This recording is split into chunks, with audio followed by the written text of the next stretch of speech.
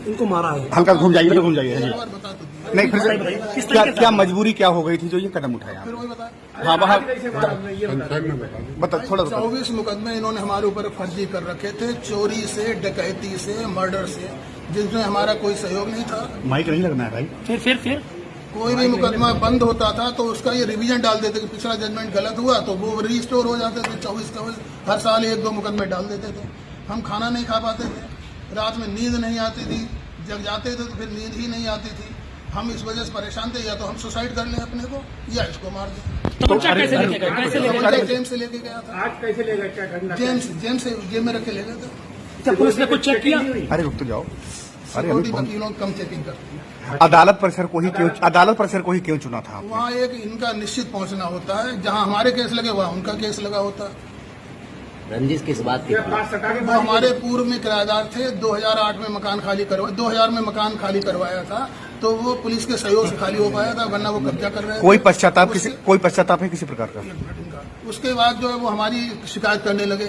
153 शिकायतें हमारे पास रिसीव्ड रखी हुई हैं। उसके बाद जब उनमें कोई कंप्लेंट नहीं हुई, मैं स्टेट बैंक का रिटायर्ड हूँ, पेंशनर हूँ, उस कंप्लेंट में जब कुछ नहीं हुआ तो 156(3) के द्वारा मुकदमे दर्ज किए और हमारे ऊपर 24 मुकदमे हो गए। कोई पश्चाताप किसी प्रकार का? कोई पश्चाताप नहीं, हम अपने को मार देते या उनको मार। नहीं, इस उम्र में आप जेल जाएंगे हत्या के जुर्म में? नहीं, मेरे साथ मजबूरी थी, या तो वही 2 ऑप्शन थे, खुद मरना या मार देना।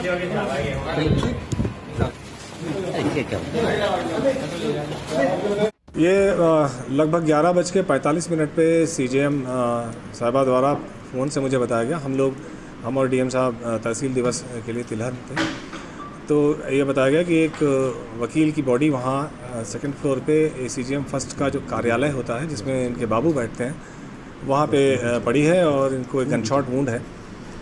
तत्काल हम लोगों ने वहाँ से रश किया। उसके पहले ही हमारे जो यहाँ पे वरिष्ठ पुलिस अधिकारी थे, एसपी सिटी साहब, एसपी आरए साहब, एएसपी साहब और थानों की जो फोर्स थी आसपास की बाज़ार की, सब ने रिस्पॉन्ड किया। तत्काल मौके पे गए। मौके पे जो स्थिति थी उससे ये दिख रहा था कि उनके कनपट्टी के थोड़ा सा पीछे शॉट वुंड था। उनके बॉडी के बगल में ही एक 32 बोर का कट्टा एक पड़ा हुआ था, देसी तमंचा जिसको कहते हैं, वो पड़ा हुआ था और उनके पैर के नीचे एक फ़ाइल दबी हुई थी। वहाँ जो चश्मदीद थे उन्होंने बताया कि साहब किसी फ़ाइल के बारे में जानकारी करने आए थे और मैं जब तक उसकी जानकारी दे रहा था तब तक गोली चलने की आवाज़ मैंने सुनी। सारे तुरंत फील्ड यूनिट को भी वहाँ बुला लिया गया, जो साइंटिफिक एविडेंसेस हैं वो कलेक्ट की गई। साथ में एक टीम अलग से लगी जो कचहरी परिसर में जो सीसीटीवी कैमरे लगे हैं उनके एनालिसिस के लिए। इससे ये क्लियर हो गया कि 10:08 पे उनकी एंट्री हुई थी गेट नंबर 4 से। इसके बाद 11:36 पे वो सीढ़ियों से चढ़ते हुए दिखाई दिए। इनसे एक वकील, वो भी वकील हैं, सुरेश कुमार गुप्ता, इनसे इनकी पुरानी अदावत सन 2000 से चलनी बताई गई और ये बताया गया कि इनके आपस में कई मुकदमे एक दूसरे के खिलाफ़ लिखवा रखे हैं और जो मुकदमे अभी पैरवी जिनकी दोनों ही करते हैं अपने अपने मुकदमों की। ये दोनों ही रिसेंटली इन्होंने इसमें अपना रजिस्ट्रेशन कराया है। ये जो सुरेश गुप्ता हैं ये 2019 के रजिस्टर्ड हैं और जो मृतक हैं भूपेंद्र सिंह ये 2020 के रजिस्टर्ड हैं। इसके पहले ये सुरेश गुप्ता बैंक में काम करते थे, स्टेट बैंक में, और जो मृतक हैं वो एक कोचिंग चलाते थे और इसी की अदावत थी दोनों में। इनके बिल्डिंग में, सुरेश गुप्ता की बिल्डिंग में इनकी कोचिंग चलती थी।